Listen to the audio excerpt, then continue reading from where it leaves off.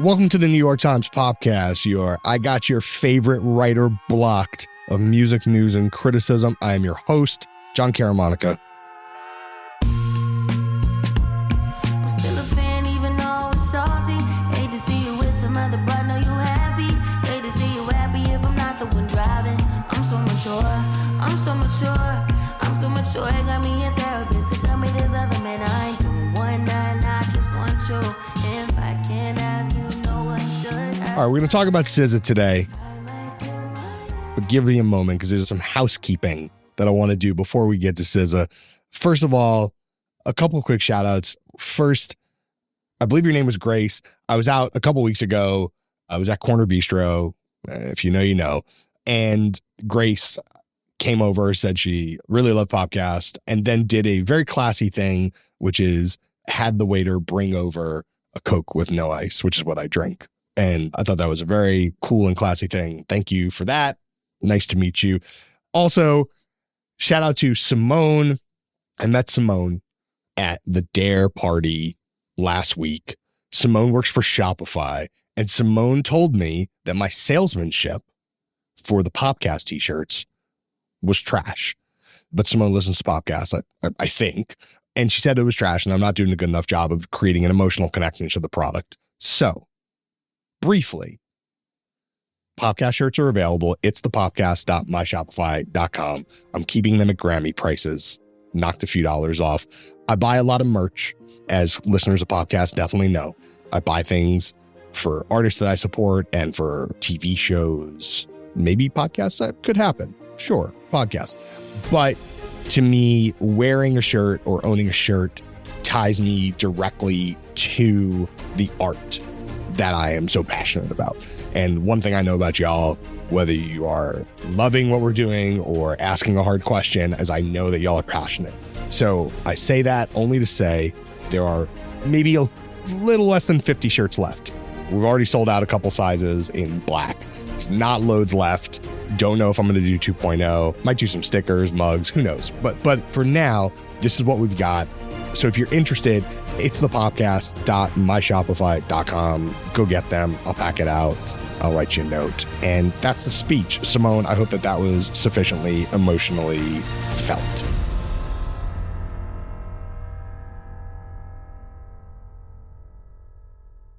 I'm not going to lie.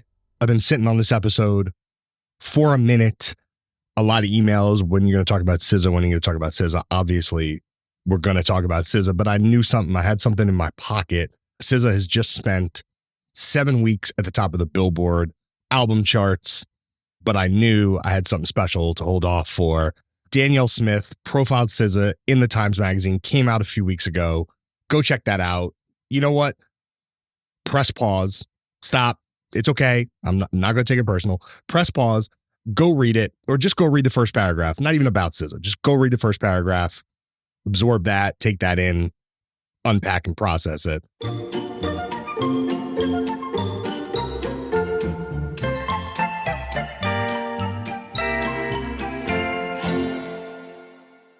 Everybody's back.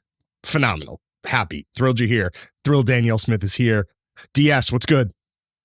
John, what's going on?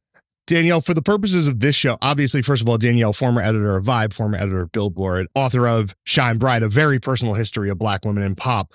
But perhaps most crucially, for the purposes of Popcast, my boss from the years 2006 to 2008.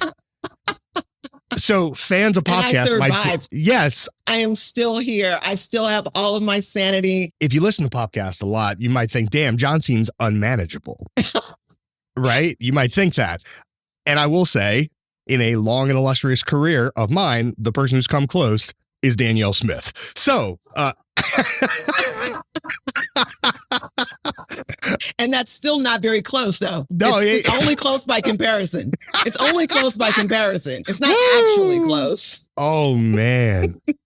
What a time. If you wasn't at 205, was it 205 or 215 Lex? It was both, honestly. It was both. It was both, yes. If you wasn't in Lexington and 32nd in the years 2006 and 2008, where were you? I don't know, because we were getting it done, John Caramonica. We were getting it done. We were so outside, we were inside. That's how I felt. Truly, truly, truly, truly. I miss you much. It's been too long since I've seen your face, since I've seen your hair. Everything. Yo, my hair is looking really good right now. I'm not gonna lie. Is it looking good? It's looking really good. Do we have a new conditioner? Like, I do actually have a new conditioner. mm, Recommended to by my barber and his wife who does hair. Shout out Rob and Christine. Shout out them. My hair's looking good. I'm in that good midpoint between tight and flowy. You know how like halfway through is when it's really, the bounty is really there. yes. That's where we're at right now. That's where we're I at. love that. I'm sad to miss it. Well, next time I'm in California, I'm going to drop it all on your doorstep is what I'm going to say. Please do. Enough about me. I mean, really not, but enough about me. Let's talk about Solana. Right. Danyel. First of all, let's just, for the writers out there, right? For the writers out there, not even for the music fans, the SZA fans, for the writers, how does one write a paragraph like that and get it in the New York Times Magazine? Why don't you just drop some game on us? Drop some game. You know, that paragraph has taken on a little bit a life of its own. Mm-hmm. I live in California. I live in Southern California. I live in Venice. So that stretch of Pacific Coast Highway that I write about, I've done that many, many times over the course of my life, really from when I was a kid. So I guess it's always somewhat been in my mind. And do you know how sometimes you feel like, what do you call that? We used to call it that when you start a piece and they say, well, I'm just clearing my throat almost to get ready to. Mm-hmm. So I kind of thought that's what I was doing. And over the course of the editing at the New York Times Magazine, which is intense and super fun. And I had great editors over there in Naila Orr and Sasha Weiss. And that lead kept coming in and out of the piece over the course of the editing. And I feel like I somehow bought it back over the course of the editing. There was an editor who shall go unnamed. Wow. Who said at a certain point, so we're bringing Malibu back in. You have to understand, I'm here, right? I'm here. Wow. And I'm literally like looking like I'm really trying to do a cartwheel in my hallway. I'm so happy. Like, right. But that energy could have gone either way. That could have been toxic or that could have been pro. Like that could go either way. Yeah. But someone was like, yes, like the Footloose situation. Fat mackerel. The fat mackerel, man. Right. Just the whole thing of making Malibu not just all magic, but also kind of real with the fragile tints of the unhoused and the the crowded bike paths and all that. So they wanted that back. And I was so happy as a writer. You know, John, how great it feels when you feel like somebody sees what you did and they got it. Oh, yeah. And that's why I felt, and honestly, that's why I love writing for the magazine. It's not like I've been doing it since forever, but maybe this is my third or fourth piece. And I just really love writing for them. Like they just pay so much attention to detail. It's amazing. And what a blessed subject to drop this on. Ooh. Come on. Man, I could not believe it even right now that it all happened. So basically you spent, if I'm reading it correctly, you spent sort of the immediate window of time just before the release of SOS and maybe a little bit after the release of SOS, like kind of in that concentrated window. Was there other time or was it just that window? No, it was that window. It was from Saturday Night Live through we're at number one for 1 week. I knew it was going to go to number one. I felt it in just all my experience, just having heard it, knowing the labels involved, no brainer, right? Yeah, it's not. But 7 weeks and now it's going back after dropping down 1 week. It's going back up for a cumulative. That's owning the world in this era. Before we get into the meat of it, I do want to talk a little bit about what it takes to have a number one album and a consistent, like a steady number one album in this particular moment, because it's not the same. Mm-mm. And you make some comparisons in the piece to like, Taylor Swift and Rihanna. Those are very different kinds of albums to exist on the charts for a very long time. These are from sort of acknowledged cross genre, tall tale, super duper duper stars making what I would think of as big tent music, intentionally making big tent music. Yes.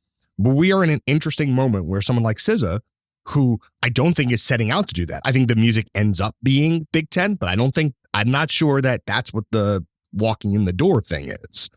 You can become a mainstream cult artist and be so big and so adored so broadly that you could end up with a record that sits at 7 weeks for number one, even if you come at it through the side door a little bit.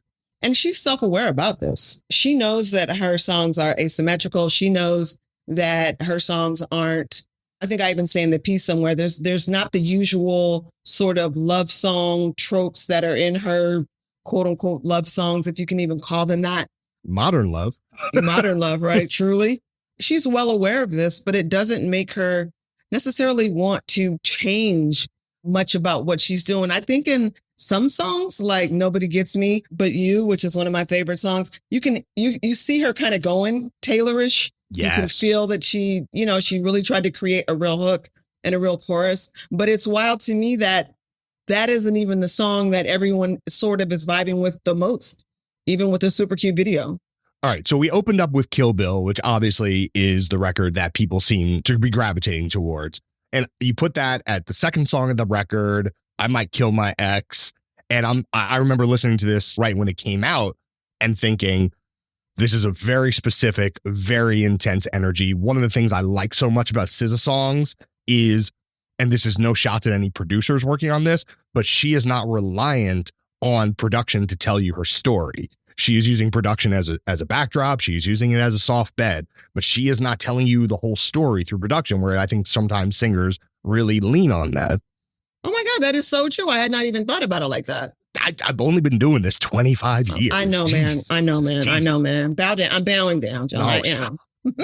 But that to me, so like a record like Kill Bill, imagine the amplified version of that, right? Like imagine the overproduced version of that, right? So like pa pa pa pa pa, but it's so nimble and weirdly tender. It's a tender record with some savage sentiment. And I remember listening to it and I was like, oh, she got one. She got one. She got one. She got one. She got one.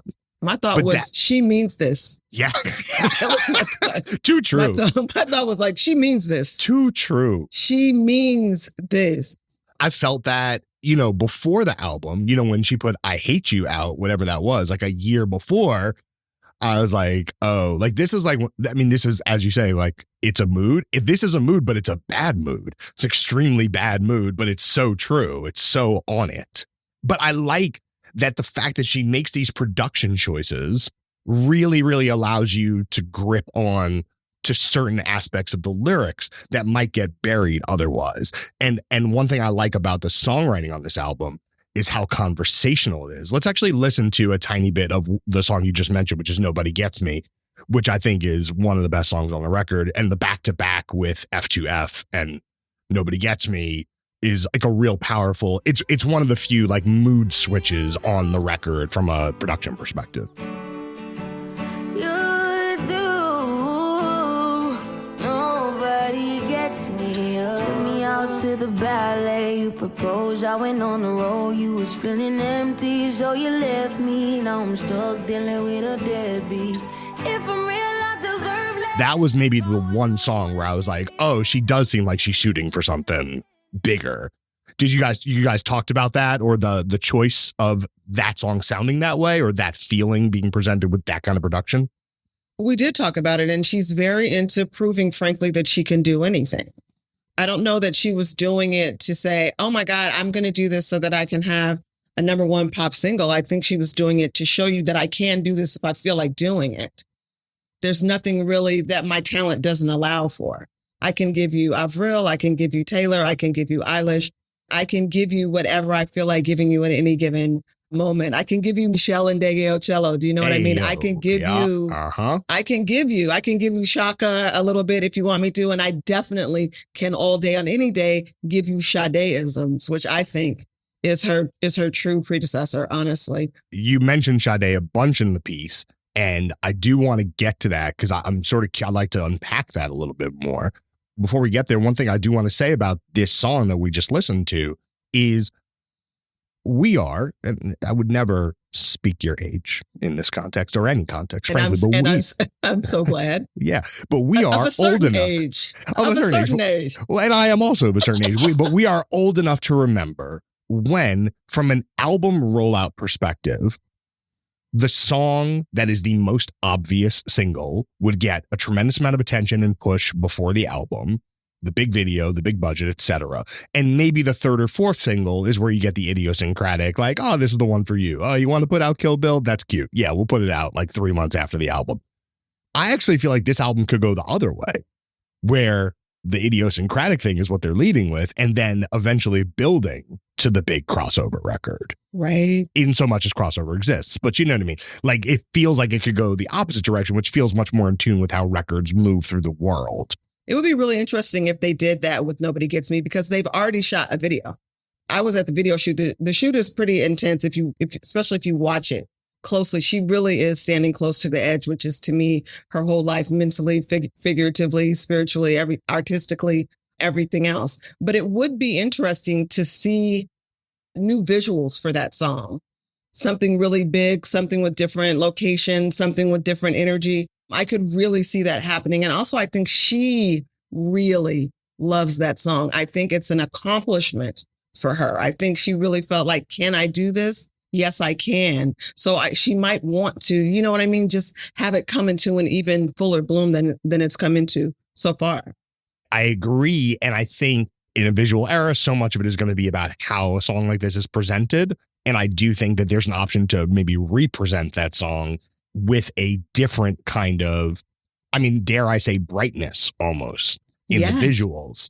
And I wonder how that would track and move through online spaces if presented that way. I think it would be huge, John. Then you sneak it on the Z100 and then it's go time. You know what I mean? Because that song, it's a poem, man. It's a poem.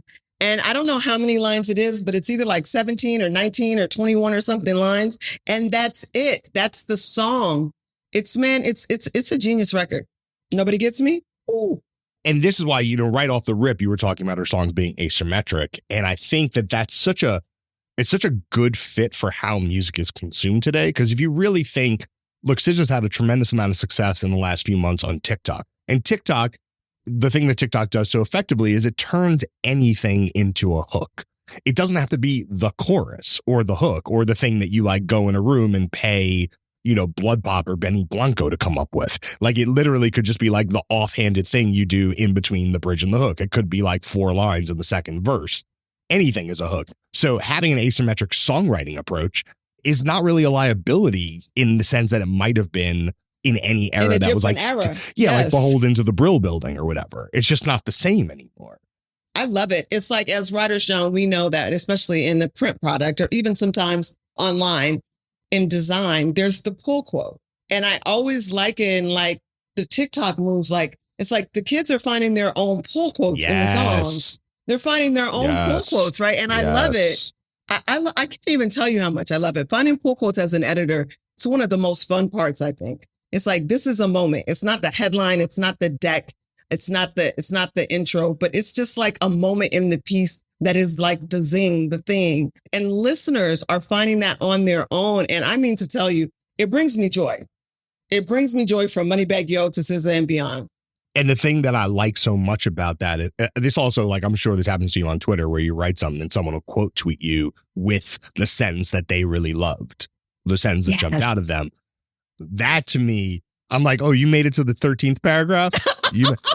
First of all, you clicked it. Second of all, you read part of it. Third of all, you made it to the 13th paragraph. Like, God bless. Truly. Truly, it's God bless. True. I love it. And how must that feel for a songwriter? Oh, yeah. How much that must that feel for, you know, a rapper that's like, you know, it's just like to have people really pull those quotes I think it's got to be such a great feeling of, if you're an artist, of being heard, of being understood, which is, I think, also what SZA is continuously striving for, is to be understood. Pedro, you might have to bleep a couple of these, but I'm just going to drop a couple lines that I just typed out earlier today as I was prepping for this. It's not crazy wordplay. It's not like unusual meter. It's just like some shit you might say to your friends, right? But done elegantly. So I'm just going to drop a few lines. On my ex because he validate me. Ooh. Okay. I need your touch, not your scrutiny. Them hoe accusations weak, the bitch accusations true. Woo! Knowing you're going to block me tomorrow, can you still come and get me?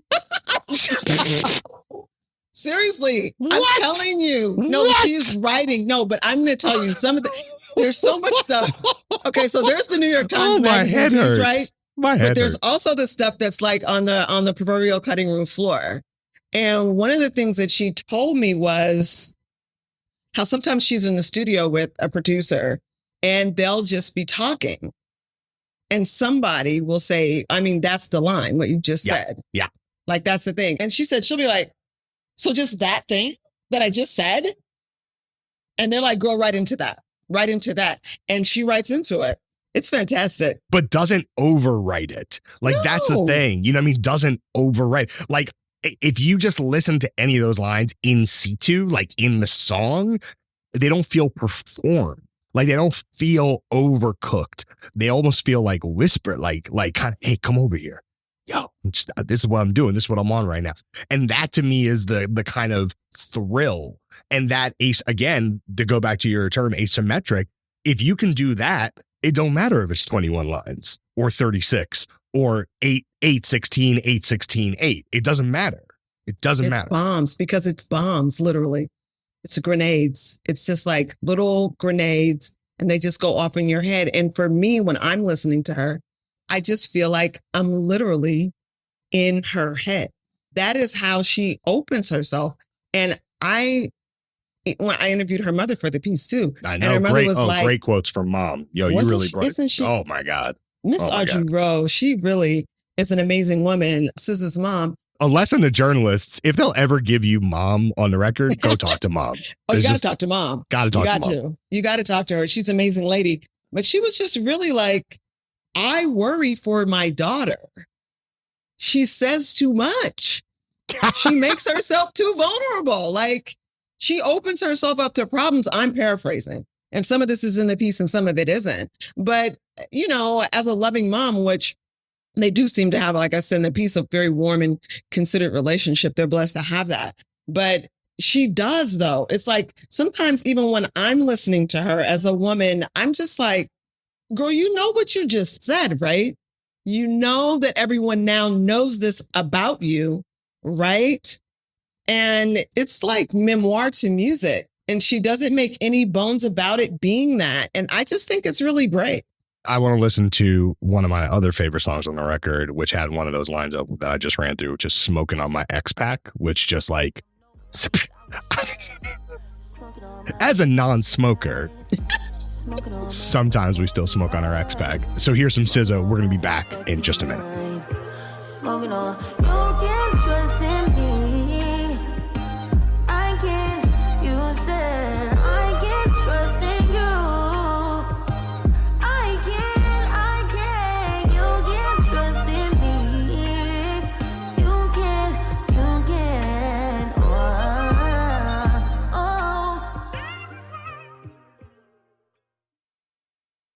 Okay, we're back talking SZA with Danyel Smith, my boss.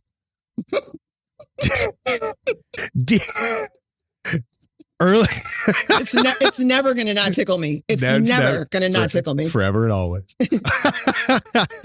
Or always and forever, depending where your Quiet Storm preferences are. Okay. Earlier in the episode, you talked about Sade. We bumped it a tiny bit. I want to talk about the Sade allegations.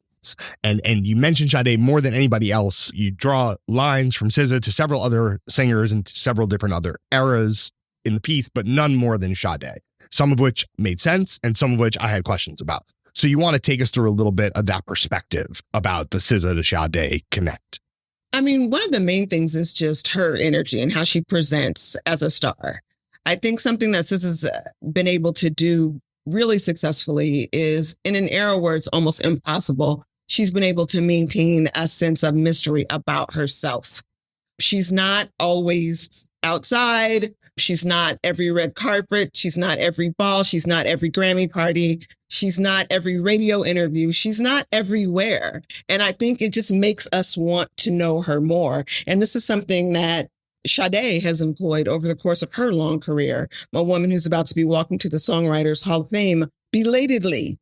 And so I just feel like Sade also wrote these amazing songs that we take them for granted how idiosyncratic her songwriting is, how very bluesy and sad and personal Sade's lyrics are, how committed she is to poetry in her songs, Sade. And these are things that I see in SZA. And I made the comparison in the piece, particularly Kill Bill, which we've talked a lot about. There's that line, I'd rather be in hell than alone. And I saw in the tweets a lot where people were like, that's not my energy. You know, I could never be that way, or I'm not with SZA on that. And it's like, yeah, but were you with Sade when she was talking about, if you were mine, I wouldn't want to go to heaven, which is just like a foreshadowing of what SZA is doing right now. It's just somehow, I don't know. Is it because Sade is from a different generation? I don't know what it is, but Sade was giving a lot of the same energy. And also Sade was known in her time, I don't think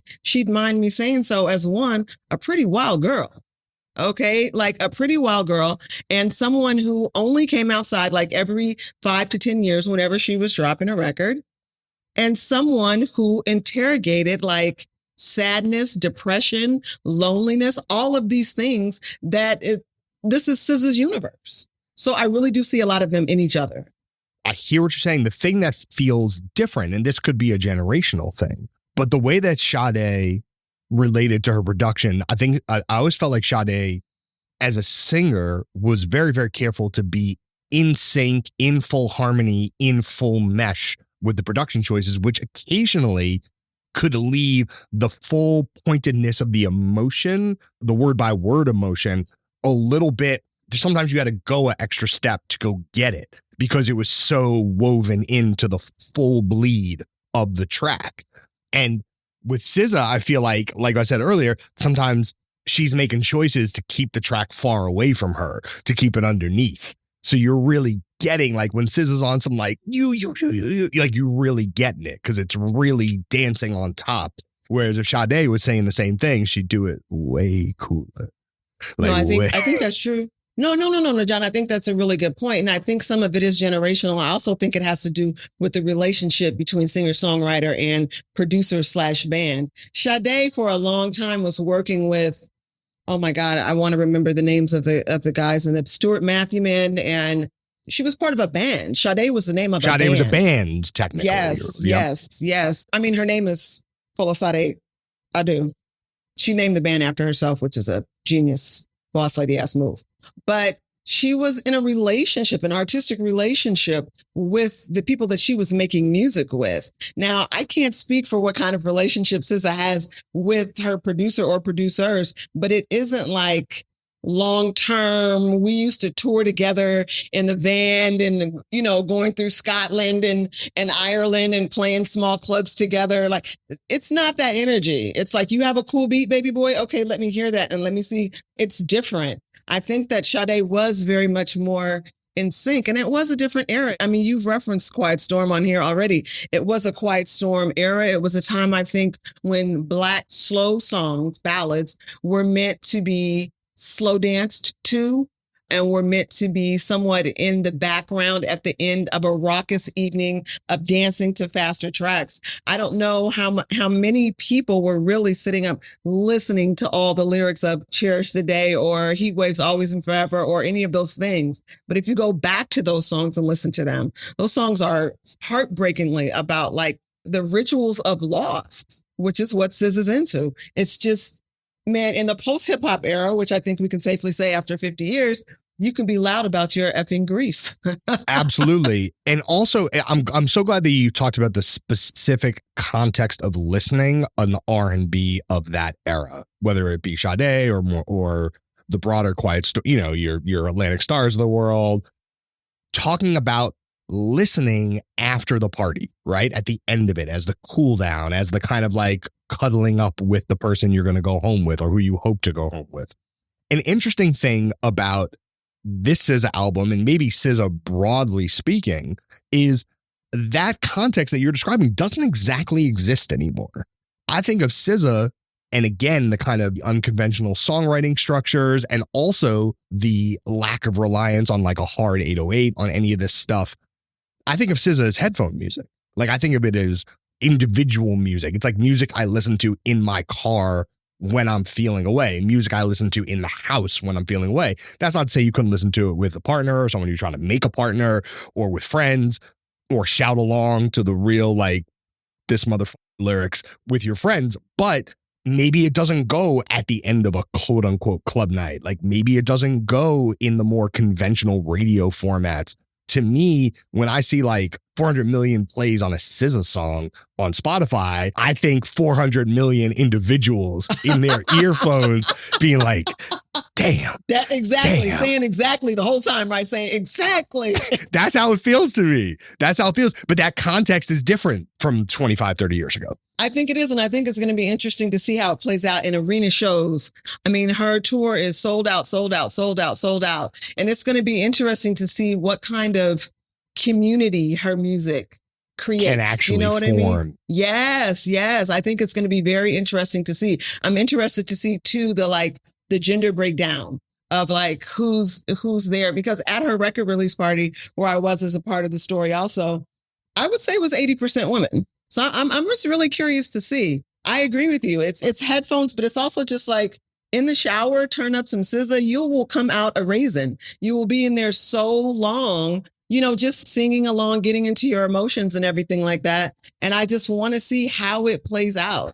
There are those great shows that I've been to, John, and I know you've been to them too, where it's like everyone is singing every word to a particular song. And you're a part of a community that really loves this art and this artist. And I'm wondering, is that how it's going to be for SZA? Look, it's been so many years since the last album, right? And a lot of these songs, because I think a lot of these songs are not necessarily getting played in public contexts. So this might be the first time that a lot of people really get to hear it out with other people. So imagine the depth of connection that you're going to be forming right in real time when you know the words and you know the words and they know the words. Oh, how it's go time. It's going to be fun. I think it's going to be fun. I do. I really did have a great time with her. I feel like people have been asking me, so like, what is she really like? I'm like, that's obvious what she's really like. I'm sorry. No, I'm like, that's what I'm saying. I'm like, I don't know what the thing is that I'm supposed to be coming against. Like, what is the thing that you think she is that I'm about to tell you she's different than?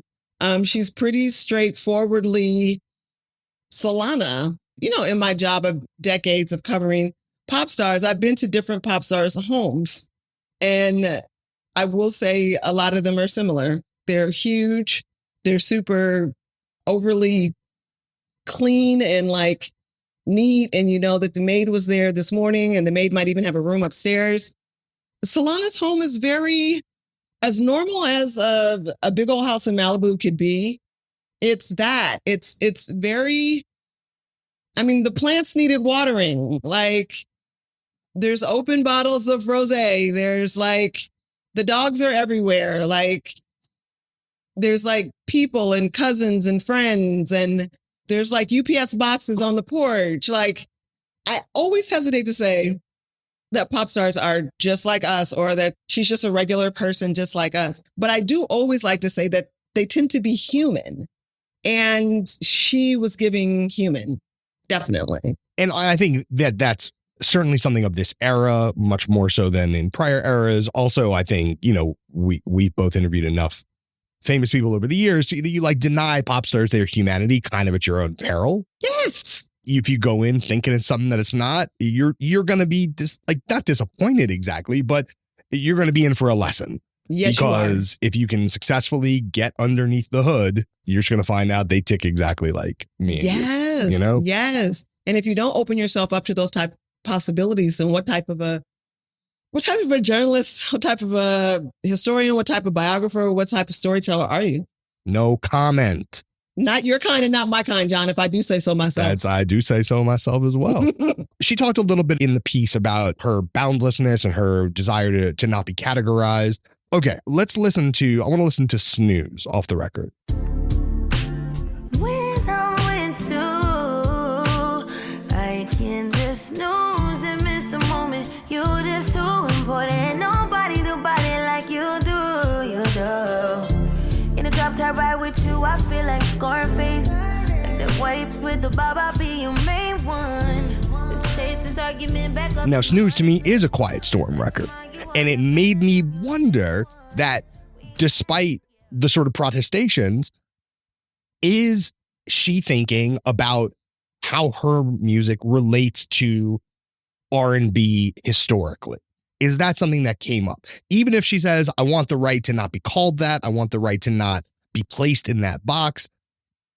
Given your talk with her about what she grew up on, what's motivational to her, what formed her, is she thinking about her music in dialogue with these earlier eras, whether it's Quiet Storm stuff of the 80s and 90s, whether it's hip hop soul of the late 90s, anything like that? I mean, we did talk about it. I think she was very nervous about working with Kenny Babyface Edmonds. I think that she very much wanted to. I think she very much respects the work of Babyface and others like him, even if you can even say there are real true others like him. But there's something else that I quoted in the piece where she tweeted out, I don't know, a year ago or more. I think people were coming at her about how she joins all of her words, so many of her words together, and that she isn't necessarily spelling everything out for you syllable by syllable. And I love it. I think it makes her voice become the music. I literally love it. She can get into a good yodel sometimes. Like, she's just amazing. But she tweeted out, if Little Richard can do a wop bop a loo bop a wop bam boom, why I gotta enunciate? And I'm paraphrasing, but that's basically it. But I loved that tweet for a number of reasons. One, because it shows that she studies the history of American music, and particularly of Black music. Like, how many people who are in their early 30s right now really know what Little Richard was famous for, beyond standing on top of his piano bench and acting in the beautiful, wild way we love to remember? But to think about his actual lyrical audacity and genius, and that's what she's quoting offhandedly on Twitter. Like, I love to hear it. So to me, it follows then that she would want to get into a studio with Babyface and say, let me see what can go on with somebody who's from a different era, someone who has, I don't know, the best-selling soundtrack, one of the best-selling soundtracks of all time with Waiting to Exhale, for example. It's interesting that she would want to work with Babyface, someone who I think when Babyface worked with other vocalists, encouraged them to, dare I say, almost oversing or just sing as big as they could. Whereas SZA seems like someone who has a really wonderful voice, but never is showing up to be like, yo, I have a wonderful voice. Like, she's just singing, but she's never trying to like point her finger at you while she's doing it. As far as the vocal talent, she's doing it with the words, but not the vocal talent. She's not. And I've asked her, I'm like, so are we a soprano? Like, what are we doing? And she's just kind of like, I don't know. Like, I could be, she knows. I she could knows. do, she knows, but she knows. She's not pointing at it. She's not like, I was raised in a gospel choir. I'm trying to, I grew up playing Dorothy and the Wiz. She's not that girl, but I think Babyface too, to his credit, that's why it's interesting that she particularly chose him. I think that he's going through a bit of an evolution. I mean, he's working with a lot of the younger women stars, and I think he's learning things, and I think that he realizes that not everything is going to be Whitney, is going to be Tony, is going to be Boys to Men, is going to be Mariah. Not everything is going to be that. And I think, frankly, because I'm such a Babyface fan, I think that's why he is who he is, and that's why he's remained. I mean, I think he's the Quincy of his generation. So there's no argument on that, I don't think. I just like that she is in that kind of conversation, even though, when you bring up other singers, I think she's very pointed, though, that she is herself. I think we should spend a couple minutes before we close out just on the bigger picture questions about R&B, which I feel like every year someone writes a piece that's like R&B is in crisis. And occasionally it is, and sometimes it's not, but it comes up a lot as discourse. And one of the things I saw happening a lot, let's say 5 years ago, was R&B finally truly reckoning with hip hop, which is to say incorporating technical things that come from rapping and bringing it back into singing and saying, okay, you care about singing, but you're really into hip hop. Like, okay, I have something for you. I have this thing that will remind you of rap records that are on the radio, but are being delivered with the kind of like passion and fervor of classic R&B. That's one thing. But SZA, I feel, does that in a slightly different way, where it's attitudinal, it's language, it's words. So if we're going to talk about, and again, we can call SZA's music R&B just for the purpose of the next 90 seconds of conversation. But if we're going to talk about how she's playing with hip hop tradition, a lot of it has to do with casualness, with wordplay, with slang, and with the offhanded way to communicate like very, very, very substantive emotional things, but to do it in like this very offhand, like almost like, damn, did I catch that? I almost didn't catch that. Exactly. That's what she's doing, but doing it with a great voice, with classic R&B runs, even if it's not big Whitney Tony runs. And I think a key component, as we both know, of hip hop, period, whether it's 1989 or 2019, is still its audacity. It's the boldness of just saying what needs to be said in the moment that it needs to be said, regardless of consequence or what might come back at you for having said the thing. And I'm not saying that everything that hip hop says is right, because Lord knows my favorite art form is problematic on its very best days. But that audacity is a very specific thing to bring into soul singing, into R&B singing, and into pop. And when it's done right, when it's done authentically, when it's done, as you've said, just kind of offhandedly and naturally, I hesitate to use the word magic because I think it takes away a bit from the labor involved in the creation of the art. But there is a magic to it. It's what makes SZA so, I don't know, John. I've listened to a lot of people, and something about her is quite special. If I haven't said it already. I mean, to me, this album, it came out, of course, in December, which is after all the lists get made. Nothing like an end of year list that you write on the first or second week of November. Right. I like it. But this album absolutely goes in the canon of albums that came out after the list got made that absolutely would have been in the top 3 or 4 of the list. Yes. So, that'll be for next year. Yes. We always, we like to slam it into the next year's list. That's all right. I'm not precious. I put it wherever. It's going to be interesting to see what happens with Grammys too, honestly, because she has 15 nominations, only 1 win so far, which is interesting. And, I think it's political, but that's just me always thinking. Well, I'm sure she doesn't show up to the thing. She doesn't play the games. Yeah, she doesn't. When I learned about all the things that you have to show up to, Woo. I didn't know. Like, I was young until I was old. And then and then I got old very fast when I learned about some of the things that you have to show up to. Yeah, there are laws. Woo. There are laws. Absolutely. So it's going to be interesting to see what she decides to do. Like, is she going to change this year? Is she going to show up to more of the things? Are we going to look up next year and she has 10 Grammy nominations, which is possible. Totally it's very possible. Yes. Totally possible. But we're going to see, because she does not love the glad handing. She would rather be laying on a beach in Hawaii or Tahiti, or she would rather just cocoon up in her homes, or she would rather be in a studio with her friends thinking of new ways to change our lives. You know what I mean? Period. Well, I don't have homes, but I do what I can do in my home. You do what you can do in your home. Exactly. We do okay. Singular. Ooh. DS, always a joy to be able to talk to you. It's so fun. It's a shame we don't get to do it more often. I know. Please come visit us in California, John. I'm serious. Of course, I'm going to pull up. Be careful, because I'll pull up. Okay, thank you so much. I love your show. I appreciate you having me. Thank you so much. And that is our show. Thanks to Danyel. Listen to every podcast ever at nytimes.com/podcast. Get the shirts. It's the podcast on my Shopify.com. Email us podcast@nytimes.com. Subscribe anywhere you get your audio content, Apple, Spotify, etc., etc. Get in the Facebook group, get in the Discord, tinyurl.com/podcast Facebook/podcast Discord.